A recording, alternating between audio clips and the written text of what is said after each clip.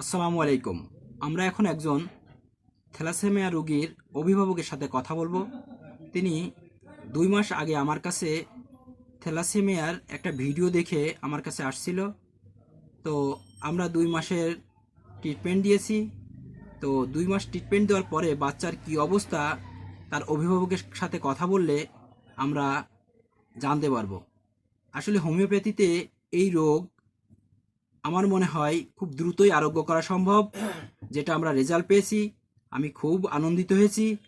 তো ভবিষ্যতে এই ধরনের রোগী অন্য অন্য প্যাথিতে আধুনিক চিকিৎসা বিজ্ঞানে এর কোনো সুচিকিৎসা নাই।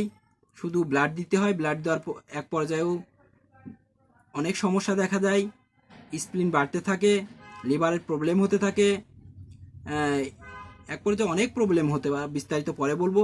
তো এখন আমরা অভিভাবকের সাথে কথা বলে বিস্তারিত জানতে পারবো যে রুগী কি অবস্থায় আমার কাছে আসছিল, বর্তমান পরিস্থিতিতে কি, তার কতটুকু উপকার হয়েছে 2 মাসের হোমিওপ্যাথি মেডিসিন দ্বারা। আপনি বলেন, আপনার নাম কি? মোহাম্মদ শাহ আলম। আপনি এখানে কি করতে এসেছিলেন? আমি আমার ছেলের থ্যালাসেমিয়া রোগে আক্রান্ত হয়েছে, তো এই জন্য একটা ভিডিও দেখে আসছিলাম। জি। এখন আসার পরে 2 মাস প্রথম যখন ধরা খাইলো তখন ব্লাড ছিল 5 পয়েন্ট। জি। 270 ml দেওয়ার পরে পরের মাসে মাফায় দেখছি, ওষুধ খাওয়ার পরে পরের মাসে মাফায় দেখছি 7 আছে, 7 নয়। জি। তার এরপরে ডাক্তার বললো যে আরো ব্লাড দাও। 200 ml দেওয়ার পরে পরের মাসে মাফাইছি 10 আছে। তখন মানে ব্লাড, এখন আমার ছেলের ব্লাড ঠিকই আছে, আগে থেকে বাড়ছে, ইনশাল্লাহ আগে থেকে একটু ভালো আছে।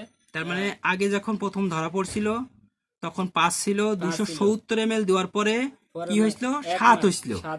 তো এখন দেখা যাচ্ছে যে এখন 270 ml দেননি, এবার দিচ্ছেন 200 ml। 200 ml দেওয়ার পরেও দেখা যাচ্ছে যে এবার 10 হয়েছে। তার মানে ব্লাডও কম দেওয়া লাগেছে, আবার আগের থেকে 3 পয়েন্ট বাড়ছে। তো বোঝা যাচ্ছে যে হোমিওপ্যাথি দ্বারা অনেক সুফল পেয়েছি।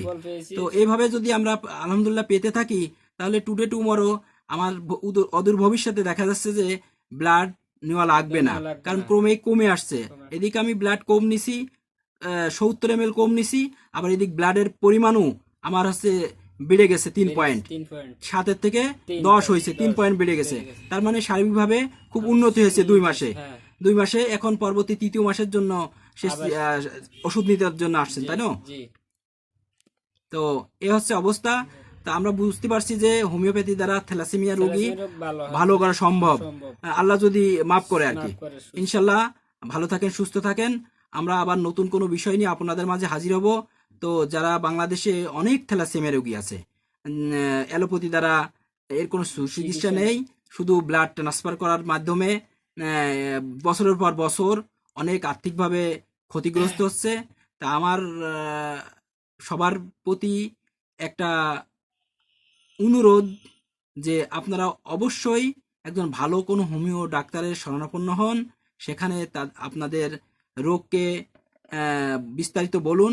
ডাক্তার যদি তেমন ভালো হয় তাহলে অবশ্যই এই রোগে আপনি সুফল পাবেন এবং আপনার বাচ্চা দিনে দিনে ভালো হবে এবং ব্লাড নেওয়া লাগবে না।